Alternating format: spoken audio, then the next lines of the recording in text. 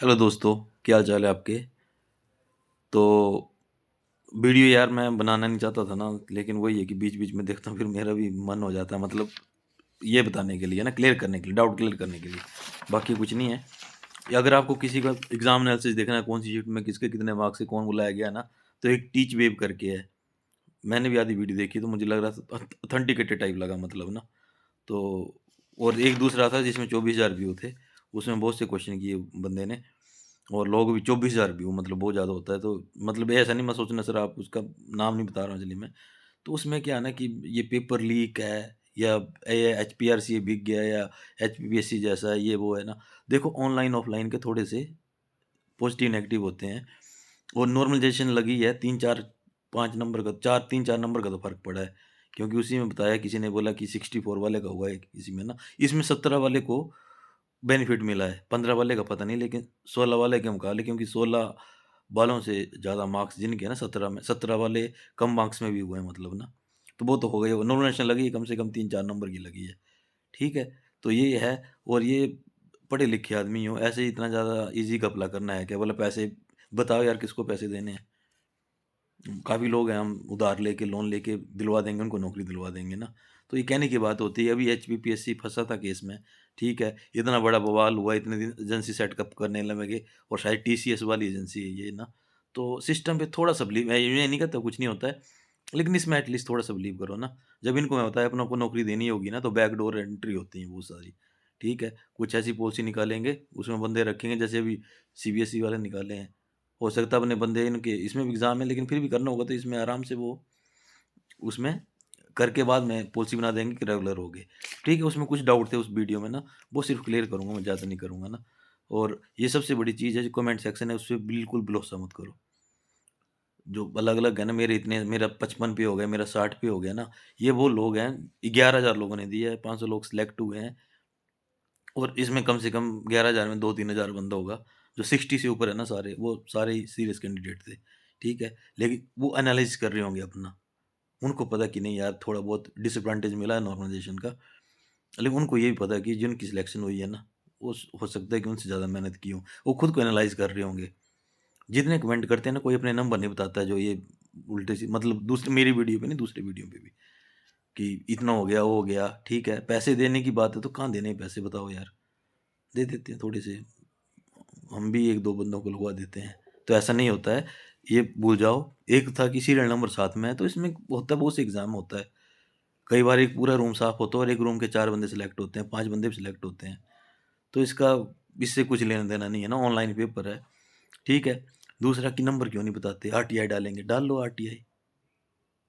RTI कब डाली जाती है? किस चीज़, हाँ, इन्होंने कोई आंसर किया की, उसमें आपने कोई क्वेश्चन ऑब्जेक्शन डाली क्वेश्चन पे, आपके पास सॉलिड प्रूफ था, एनसीईआरटी का या कहीं अच्छे राइटर का जो भी होता है, इन्होंने क्वेश्चन का आंसर चेंज नहीं किया, वो आरटीआई लायक होता है। जैसे अभी हिस्ट्री में चल रहा है, एक अश्विनी सर करके हैं टेक्स्ट बुक के, काफ़ी जिन्होंने केस को उठाया हुआ, अभी तो कोर्ट में चला गया वो केस ना। तो वैसे होता है थोड़ा-सा लॉजिक टाइप ना, मतलब सारे ग्रेजुएट है ना, तो मैं सोचता हूँ कि पता नहीं मतलब क्यों इतना ज़्यादा, मतलब बिना कोई बोल देगा यूट्यूब पे कुछ भी और मान लेते हैं। इसमें जब भी आंसर की होती है, जो फाइनल एग्ज़ाम, फाइनल मार्क्स होते हैं, एचएस का होता है, प्री हो जाता है, मेंस हो जाता है, इंटरव्यू हो जाता है, उसके बाद प्री के मार्क्स आते हैं। यूपीएससी का सेम होता है, प्री हो जाता है, मेंस हो जाता है, और उसके बाद इंटरव्यू, जब फाइनल रिजल्ट सिलेक्शन होती है, उस टाइम पता चलता है कि किसके कितने मार्क्स आए हैं। ठीक है? तो ये आरटीआई वारटीआई का मतलब कोई डालेगा नहीं ये, लेकिन मत इसके चक्कर में मत पड़ना, ठीक है? तीसरा हो गया online exam setting, paper leak, मतलब यार क्या कर सकते हैं मतलब ऑनलाइन में? ये वर्ल्ड थोड़ी है, ये एक्सेल थोड़ी कि एक के नंबर चेंज कर दिए, बाकी रहने दिए। एआई का ज़माना है। थोड़ी-सी छेड़छाड़ होगी, फोरेंसिक जाँच होगी, और तुम्हें क्या लगता है कि एचपीपीएससी के लोग जेल में गए हैं, तो ये बंदा रिस्क ले लेगा कोई?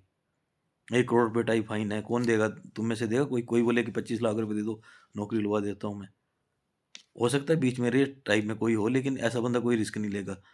कम से कम 100 करोड़, 50-60 करोड़ मिले तो वो रिस्क लेगा, लेकिन इसमें एक बंदा इन्वॉल्व नहीं है ना, एजेंसी का भी एक बंदे के भरोसे हैं। अलग-अलग पे अलग-अलग पैरामीटर्स होते हैं, ठीक है? तो एजेंसी को गाली देने की बजाय एनालाइज़ करो खुद को।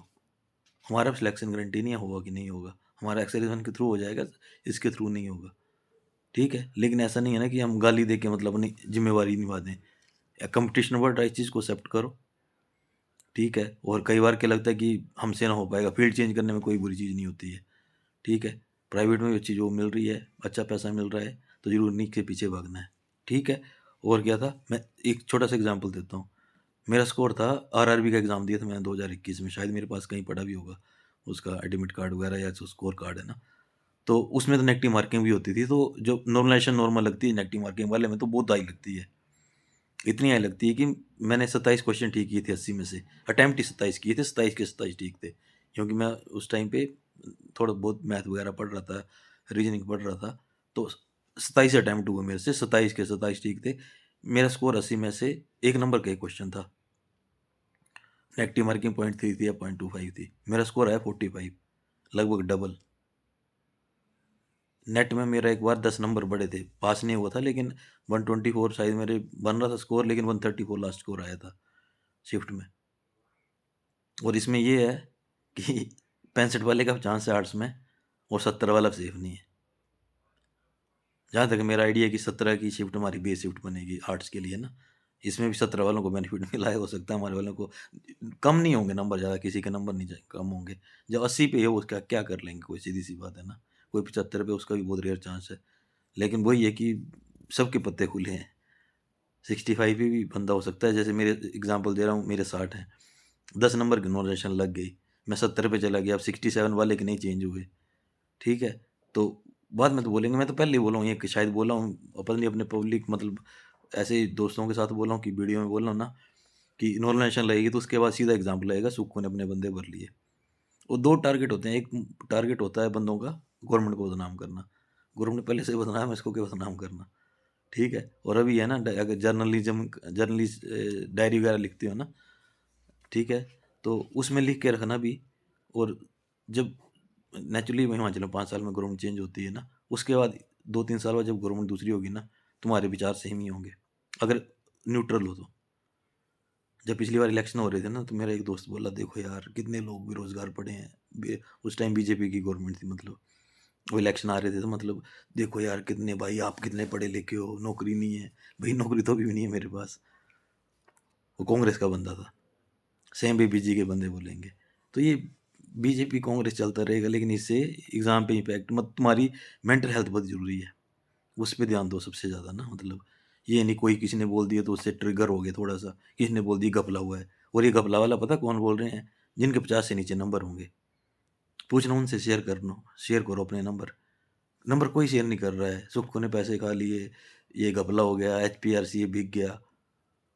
यार एक लिमिट होती है ना, मतलब इस चीज़ की भी, मतलब कि घपला होने की भी ना, ऐसे नहीं कि ओपनली बोलेंगे आओ और पैसे दो और लेके जाओ ना। और ये ऑनलाइन है, ऑनलाइन में ऑफलाइन से ज़्यादा भरोसा किया जा सकता है, ठीक है। एग्ज़ाम जैसे लोग हो जाता है, वो एजेंसी पूरा मतलब इसमें ध्यान रखती है, एजेंसी बदनाम नहीं होगी, ऑल इंडिया और मतलब पूरे इंडिया में एग्ज़ाम करवाती है। ऐसे पहले एग्ज़ाम में ये यहाँ अपना नुकसान नहीं करवाएगी, ठीक है। करोड़ों रुपए का प्रोजेक्ट होगा इसका, ये ऐसा नहीं करेगी कुछ। और पहला एग्ज़ाम हुआ जिसमें कोई ये नहीं लगा, इल्ज़ाम नहीं लगा या कुछ नहीं है ना। तो ये रहने दो, सीरियल नंबर एक साथ क्यों है, हो सकते हैं सीरियल नंबर एक साथ, 4 बंदे एक सेम वाले आ सकते हैं, और उनकी डॉक्यूमेंटेशन तो नहीं हुई है ना, ठीक है। होने को कुछ भी हो सकता है, लेकिन जितना मेरा एक्सपीरियंस है ना, वो बार बार कहता हूँ, अगर एजेंसी पे भरोसा नहीं है, गवर्नमेंट पे भरोसा नहीं है, मत भरो एग्ज़ाम। क्यों पे कर रहे हो फीस? एक तरफ तो फीस एग्ज़ाम भर रहे हो, दूसरी तरफ कह रहे हैं कि नहीं यार यहाँ तो अपने बंदे लगेंगे, तो क्यों वेस्ट कर रहे हो पैसे? थोड़ा सा भरोसा करना सीखो, एनालाइज करना ज़रूरी है। मैंने एनालाइज कर लिया कि जितना मैं अभी मेहनत कर रहा हूँ, नॉर्मली ये भी इवन एक्सेल कोटे में भी अगर मेरे को कुछ हायर अचीव करना है, तो ये मतलब 50% भी नहीं है, इससे ज़्यादा ही करनी पड़ेगी। अब मैं बोल दूँ कि वैकेंसी कम है, वैकेंसियाँ तो नेचुरली कम हो रही हैं यार, हर जगह हो रही हैं, ठीक है। और लाइफ की कभी भी फेयर नहीं होती किसी के लिए, कोई एडवांटेज में रहता है, कोई डिसएडवांटेज में रहता है। सेम मेरा दुख हुआ मेरे को भी, 68.69 नहीं, एग्जैक्ट 68.5 है उसके, ठीक है। 16 की शिफ्ट है, नहीं हुआ, मेरा 100% श्योर था कि उसका हो जाएगा। और पुलिस से भी वो जस्ट वार हुआ है आधे नंबर से, मतलब डॉक्यूमेंटेशन में वार हुआ पता नहीं कितने नंबर से, लेकिन डॉक्यूमेंटेशन में वार हुआ वो। तो वो भी सोच लो ना, बंदा डॉक्यूमेंटेशन से बाहर हुआ, यहाँ भी पॉइंट पे मतलब जहाँ तक मुझे लगा था आधा एक या मैक्सिमम 1.5 नंबर डॉक्यूमेंटेशन में कम पड़ा हुआ उसका, लेकिन वही है, हो जाता तो फ़ायदा क्या? अभी तो डॉक्यूमेंटेशन वाले रिज़ल्ट आएँगे तब पता चलेगा एग्ज़ैक्ट, जब नंबर आएँगे ना सबके। क्योंकि इसमें भी हो सकता है कि दूसरी शिफ्ट वाले किसी न किसी को एडवांटेज, किसी को डिसएडवांटेज मिलेगा मिलेगा। ठीक है? तो ये वीडियो के चक्कर में मत पड़ो बार-बार, जैसे कट ऑफ की वीडियो बनेगी, अब ये वीडियो बनेगी ना, जो ऑथेंटिकेटेड वीडियो है, जो कोई पॉज़िटिव बात कर रहा है, उसी की थोड़ा-सा भरोसा करो। देखो सबको, मतलब देखना तो सबको चाहिए ना, तो ही पता चलता है पॉज़िटिव नेगेटिव क्या होता है। ठीक है? आराम से एन्जॉय करो लाइफ़ को, मेंटल हेल्थ का ध्यान रखो, और ये जो नेगेटिव बात करता है ना, उसको दिमाग में जैसे यहाँ पे ऐसे टकराए नेगेटिव थॉट, यहाँ ऊपर से निकल जाए, अंदर नहीं घुसना चाहिए। अंदर घुस गया तो सेल्फ का नुकसान होता है बहुत ज़्यादा।